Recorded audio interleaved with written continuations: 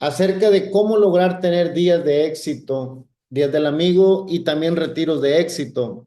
Eh, y esta palabra éxito, quiero primero decirles que no llega de la noche a la mañana. Yo sé que muchos de los que están conectados son expertos en los días del amigo y han tenido muy buen éxito. El problema es después de haber tenido el éxito en el Día del Amigo, ¿por qué la gente no me llegó al retiro? ¿Por qué la gente no se conectó a los grupos? ¿Por qué la gente no esperaba, no recibí lo que yo esperaba? ¿Por qué los líderes que yo enseñé, instruí, capacité, invertí, por qué esos líderes que yo estoy trabajando con ellos no están trayendo la cosecha que yo esperaba como líder principal? Y bueno, quiero primero dejar muy claro algo que ya sabemos todos, a qué nos vamos a dedicar. Y precisamente voy a tomar lo que es conocida como la Gran Comisión, que se ha convertido en la Gran Omisión. Esto, primero tenemos que tener muy claro esto, que esta es nuestra misión, no existimos para otra cosa. Estamos aquí y en donde quiera que usted esté, en cualquier parte de este mundo donde esté situado ahora, usted existe y fue llamado para ser discípulos. No hay vuelta atrás. Pero cuando el Señor viene, después de haber resucitado, después de haber dado pruebas indubitables de su poder, después de haber hecho grandes prodigios y milagros, reúne a sus apóstoles en un monte y les dice que allá lo esperen porque Él les va a dar una orden.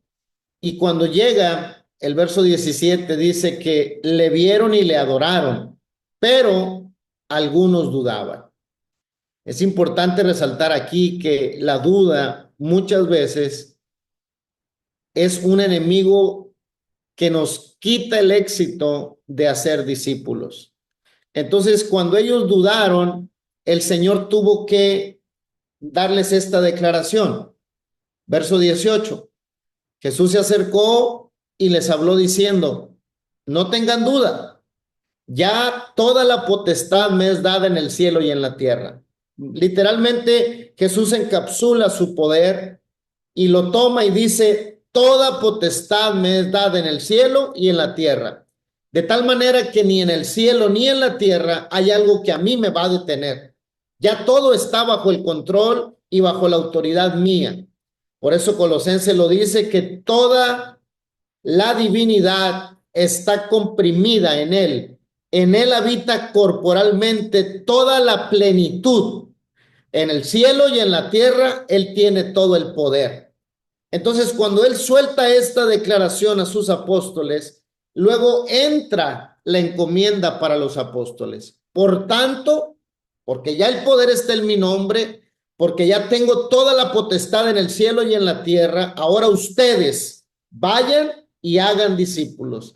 Entonces, esta misión es clara y el poder que tenemos para hacer esta misión es más que clara. Está en el nombre que es sobre todo nombre, para que en el nombre del Señor se doble toda rodilla y que toda lengua confiese. Por eso se le dio nombre sobre todo nombre. ¿Y cómo lo vamos a desarrollar? ¿Cómo lo vamos a hacer? ¿Cómo vamos a hacer para que este poder que ya está en su nombre nos ayude para ser discípulos? El verso 20 lo declara, enseñándoles que guarden todas las cosas que os he mandado. Tienen el poder, tienen la encomienda y tienen la herramienta. Todas las enseñanzas que yo les doy, ahora les mando que ustedes vayan y las enseñen. ¿Cuándo lo vamos a hacer? Los discípulos, hermanos, no se hacen de la noche a la mañana. Los discípulos no se hacen en un abrir y cerrar de ojos. Eso va a ser el arrebatamiento nada más de la iglesia.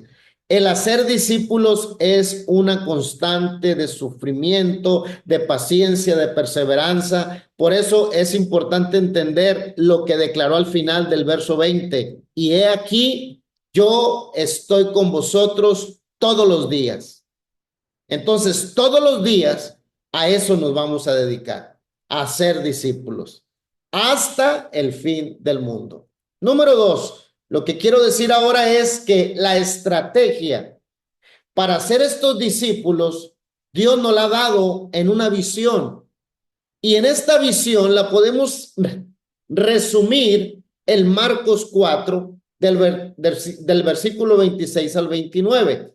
¿Por qué? Porque decía además, así es el reino de Dios. ¿Cómo opera el reino de Dios? Entonces nosotros debemos de entender, quiero tener días del amigo con éxito, quiero tener retiros con éxito, mi mente y mi corazón deben de estar amalgamados en saber cómo opera el reino de Dios.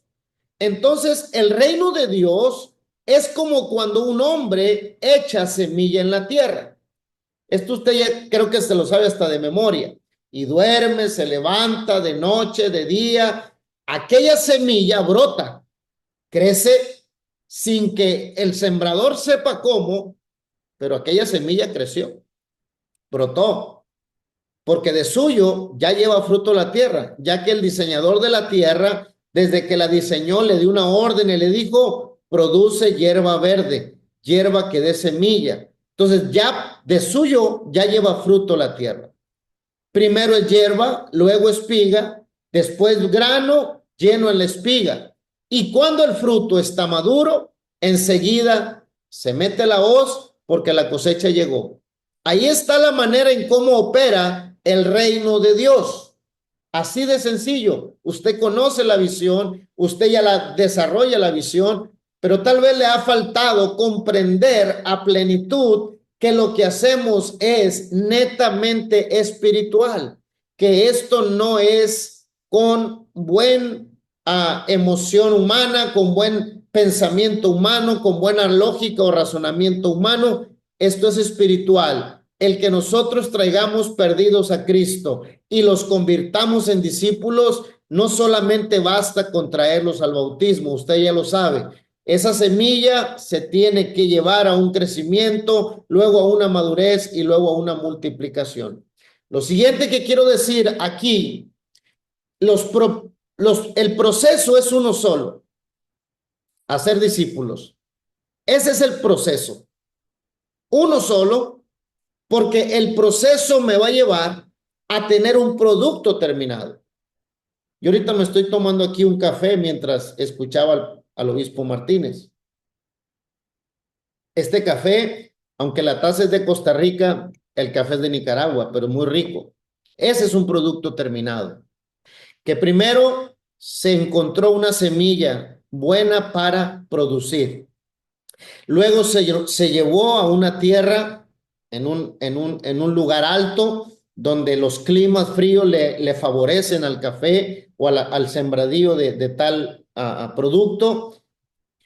Pero para que yo me tome esta taza de café muy rico, que ya es un producto terminado, tuvo que pasar por un proceso. Y desde que los productores pensaron en hacer negocio para vender el grano y que yo me lo tomara muy a gusto, tuvieron que desarrollar un proceso. Entonces, lo que Dios está proponiendo en Marcos es que entendamos que así es el reino de Dios. Y por eso, por medio de los 4 propósitos de nacer, de crecer, de madurar y de multiplicar, podemos experimentar un proceso que al final nos va a dar un producto terminado. ¿Cuál es? Hacer discípulos. No existimos para otra cosa. Entonces, para hacer estos discípulos, primero tenemos que llevarlos a esto que es una siembra, sembrarles la palabra. Y como el adversario sabe que está a punto de perder a una persona a la cual yo le voy a sembrar esta semilla, él no está dispuesto a cruzarse de brazos y dejar que la gente se lleve a su amigo, a su compadre, a su vecino, a su compañero de trabajo. No, el adversario sabe que está en peligro de perder a alguien y él va a hacer hasta lo imposible para que esa persona no logre cumplir el objetivo o el propósito que usted y yo ya tenemos en mente, tenemos en el corazón y ahora lo vamos a ejecutar. Entonces, como él está al acecho constante, él va a tratar de llevarse la semilla que yo voy a sembrar el día del amigo. Por eso es importante que nosotros seamos sabios, como dice la palabra, y cacemos esas zorras pequeñas, porque son las que se comen la flor. Cuando la gente apenas está empezando es cuando es más rápido que el enemigo se las lleve.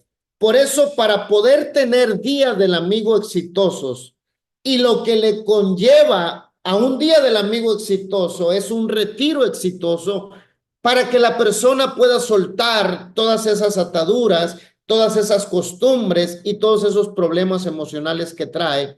Nosotros tenemos que tener cautela y sabiduría para pelear como debemos de pelear. Entonces, quiero que escuchen lo que dice Daniel, capítulo 10, verso 19 al 21. Así como el enemigo no se va a quedar con los brazos cruzados, nosotros también tenemos a nuestro favor un ejército celestial que nos va a ayudar a pelear contra cualquier principado. Nosotros trabajamos para el Día del Amigo, oramos, ayunamos, estamos haciendo cadenas, vigilias, preparando todo, preparando el mensaje, y cuando menos pensamos, la persona ya no vino. ¿Por qué razón? Quiero que entienda lo que la palabra de Dios nos muestra. Y me dijo, muy amado, no temas, la paz sea contigo, esfuérzate y aliéntate. Y mientras él me hablaba, recobré las fuerzas. Eran 21 días de ayuno y oración, estaba débil ya Daniel. Pero mientras él le hablaba, recobró las fuerzas. Y dijo, hablé, mi Señor, porque me has fortalecido. No hablé por mis pistolas. No hablé porque soy un hombre bien fortachón. No, es porque tú me fortaleciste. Entonces, él me dijo, ¿sabes por qué he venido a ti? Pues ahora tengo que volver para pelear contra el príncipe de Persia. ¿Por qué Daniel hasta los 21 días recibió respuesta de una cadena de ayuno y oración que estuvo haciendo para obtener una revelación de una visión? Porque había una lucha, porque había una guerra espiritual. Por eso quiero que entienda usted que para el Día del Amigo se ocupa hacer esa guerra espiritual. Pero mire lo que dice acá. Pues ahora me tengo que volver, porque voy a pelear con el príncipe de Persia. Y al terminar con el príncipe de Persia, mira, al terminar con él, no lo voy a dejar medio muerto, voy a terminar con él, porque esto es lo que Dios hace, aniquila principados. Pero dice, al terminar con él, el príncipe de Grecia se va a levantar. Entonces nosotros no podemos quedarnos festejando qué bonito Día del Amigo. Mira cuánta persona llegó. Mira cuántos recibieron la palabra. Algunos, gloria a Dios. Mira qué milagro hizo Dios en este Día del Amigo. Porque después de ese día que usted derrotó a ese principado, se va a levantar otro. Me tengo que regresar, le dice, porque voy a aniquilar al de Persia, pero luego se levanta el de Grecia. Y acuérdense que después de los griegos vienen los romanos. Y sucesivamente, por eso la guerra o la lucha espiritual no va a parar en todo el proceso de hacer discípulos. No podemos parar. El día que terminamos el Día del Amigo, en automático arrancamos otra semana de ayuno y oración para conectar a los grupos de amistad. Y en cuanto se conecten todos los amigos a los grupos de amistad, arranco una estrategia espiritual, porque otro principado se levanta y no va a querer dejarlos ir al retiro espiritual. Y al terminar con ese principado, lo suelto en el nombre de Jesucristo aniquilado y me levanto con autoridad para después del retiro conectarlos a la escuela discipulado. Porque hay otro principado que se va a levantar en su mente y en su corazón. Y ahí tenemos que orar y ayunar para que la palabra les sea revelada. Entonces, mira lo que dice aquí el texto.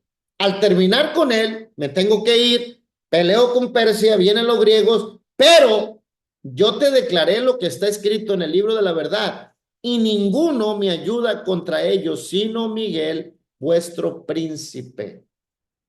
Para los principados hay príncipes. Toda la estructura que el enemigo tiene para tener a la gente atada es una réplica de lo que ya tenemos nosotros en lo espiritual. Son 4 jerarquías: principados, potestades, gobernadores y huestes de maldad. Nosotros tenemos ángeles, arcángeles, querubines y serafines. No es casualidad. El enemigo sabe lo que tenemos, pero muchos de nosotros dejamos de hacer lo que tenemos que hacer. Entonces necesitamos comprender, para poder tener éxito en nuestros días del amigo, aquí le voy a dar unos tips. Aparte de hacer una labor espiritual correcta, porque esta pelea la tenemos que pelear. Si no hacemos la guerra espiritual, los enemigos de nuestros amigos no los van a soltar. Por eso se requiere tener esta guerra espiritual. Número 2, se requiere tener empatía. ¿Qué significa empatía? Ponernos en los guaraches de la persona que quiero traer a Cristo. Que me duela lo que le está doliendo a él. Que sufra lo que está sufriendo él.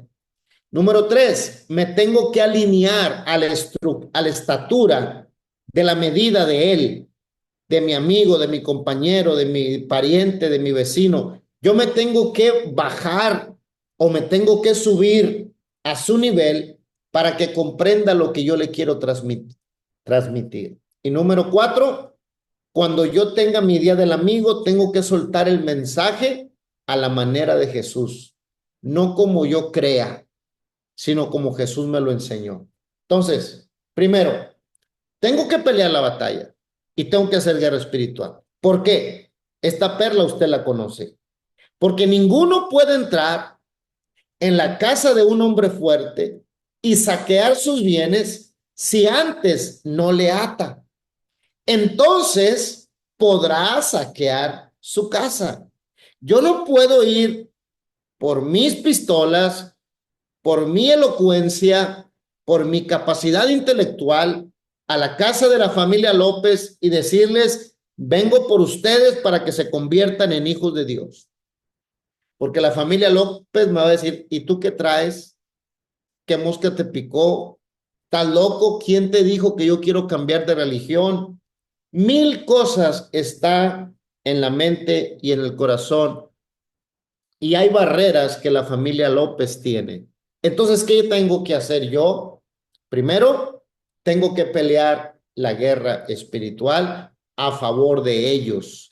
Tengo que identificar cuál es el principado, cuál es la potestad, cuál es el gobernador de tinieblas o cuáles son las huestes de maldad que están sometiendo a esta familia y no la dejan venir a Cristo. Por eso es importante entender que en la guerra espiritual, para traer a los amigos al día del amigo, por lo menos son 21 días.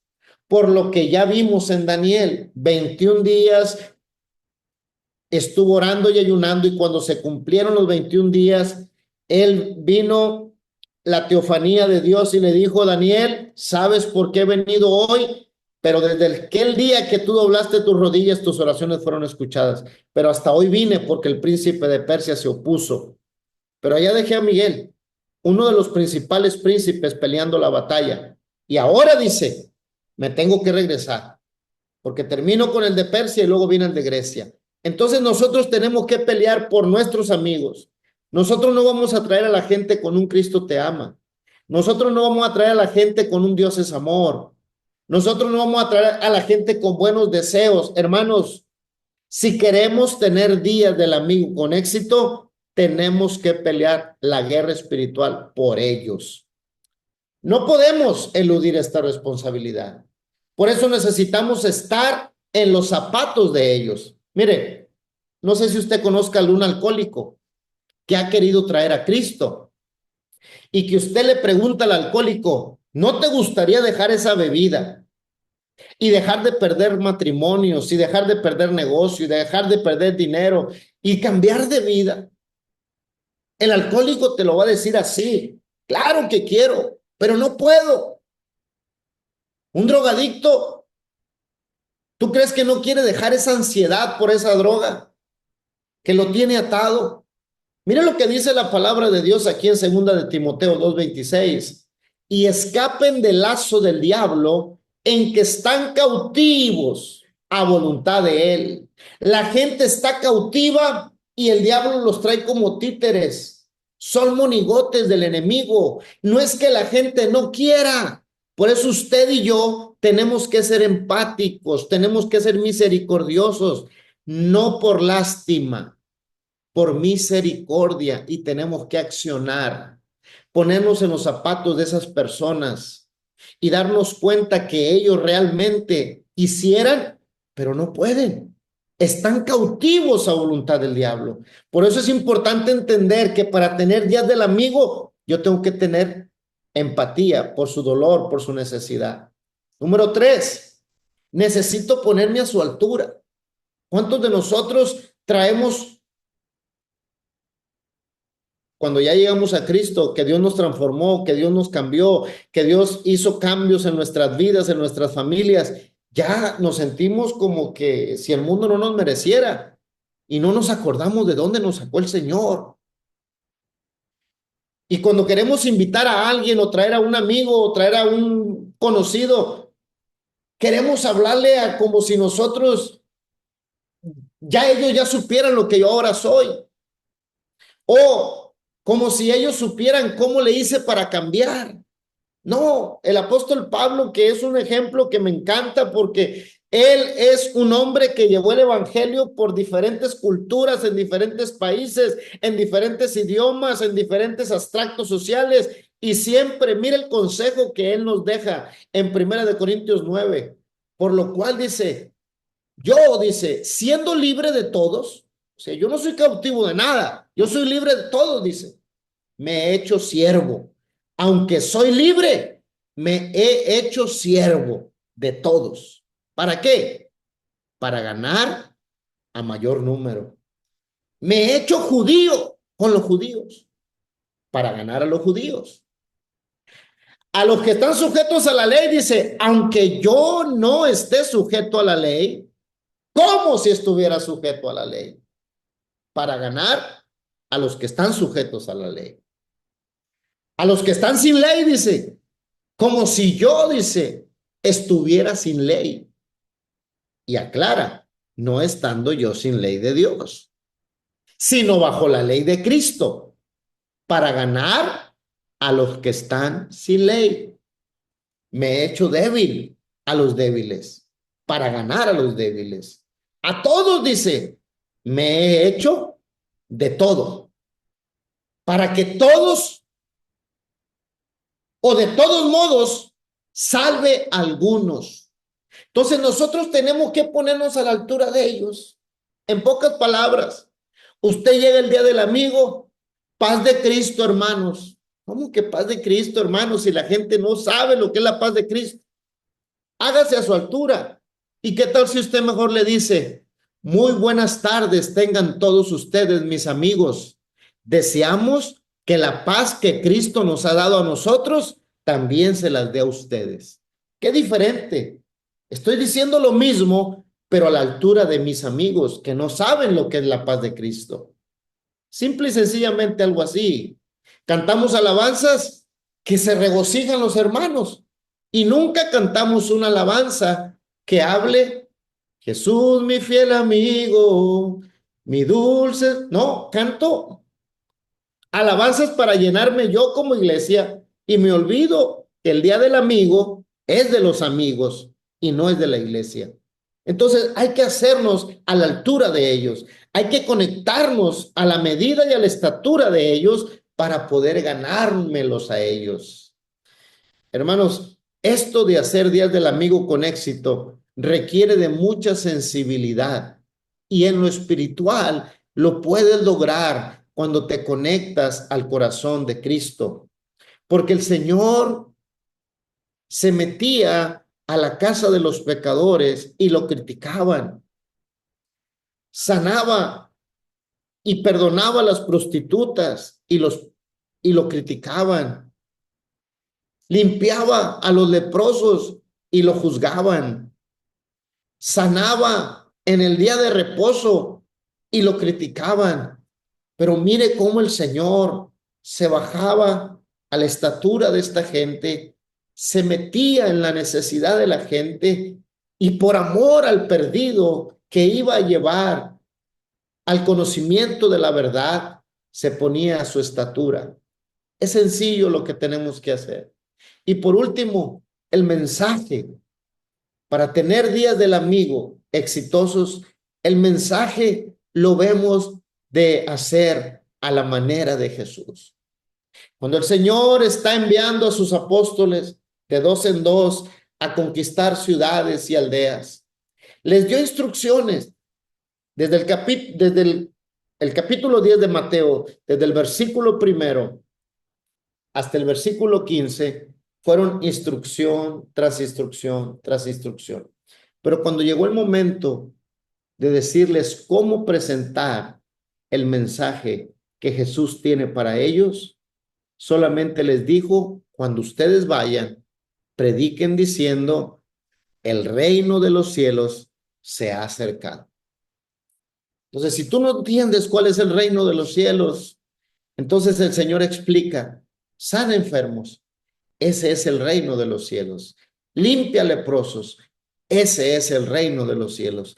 Resucita a los muertos, ese es el reino de los cielos. Echa fuera a los demonios, eso es predicar el reino de los cielos. Señor, pero si yo nunca en mi vida he hecho eso, no te preocupes. Dice el Señor: da de gracia de lo que de gracia recibiste. Eso es dar el mensaje de Jesús. Que un día yo, estando muertos en delitos y pecados, Él dio su vida por mí y me dio la oportunidad que ya me habían cerrado todas las instituciones humanamente establecidas. Mi familia ya no me quería, los compañeros de trabajo ya no me querían, ya nadie me quería ver, nadie me quería prestar, pero el día que llegó Jesús a mi vida cambió todo. Y nada más, por ese amor que Él tuvo para conmigo, eso que yo recibí de gracia, hermano, es lo único que puedes ir y dar. No puedes dar más. Entonces, el mensaje de Jesús es un mensaje sencillo, es un mensaje práctico. Y para tener días del amigo con éxito, no ocupamos adornar tanto el mensaje, solamente hacer lo que Jesús nos mandó a hacer. Después del día del amigo, hay que tener la conexión a los grupos, porque es ahí donde tiene el éxito. El día del amigo es exitoso cuando usted conecta a sus amigos a los grupos de amistad. El día del amigo no es exitoso por todo el número que llegó allá. El día del amigo se convierte en éxito cuando tú conectaste a esa gente a tu grupo de amistad. Por eso debemos de tener siempre en nuestra mente una meta y debemos de estar proyectándole a nuestro liderazgo y a la gente de nuestro grupo de amistad metas. Y Pablo nos da este ejemplo en el mismo capítulo 9 del que estoy leyendo anteriormente. Por eso yo no corro sin una meta, ni peleo como los malos boxeadores que solamente tiran golpes al aire. No, no, no, no. Yo sé a dónde voy. Yo tengo una meta. Yo corro un objetivo.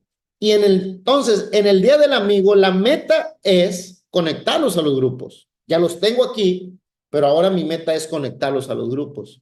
Y el éxito del día del amigo es cuántos conecté a ese grupo. Porque después de conectarlos al grupo, la siguiente meta, el siguiente objetivo es llevarlos a un retiro espiritual. Porque en un retiro espiritual, la persona tiene que, por lo menos, usted tiene que tocar 4 áreas. Dicho sea de paso, he visto que mucha gente quiere tener retiros de 2 horas, quiere tener retiros de 4 horas. Hermanos, un retiro de éxito por lo menos tienes que tocar 4 áreas. La primera área que recomendamos que usted toque en un retiro espiritual, y aquí por lo menos son 2 conferencias, es que la gente tenga un encuentro con su diseñador, tenga un encuentro con el alfarero, que aunque la vasija se deformó por el día a día, por las malas decisiones, por lo que usted quiera, el alfarero, el que va a tener un encuentro con esa persona en ese día, le puede dar una nueva forma. Porque según lo que dice la palabra de Dios en Jeremías, ese alfarero no desecha el barro.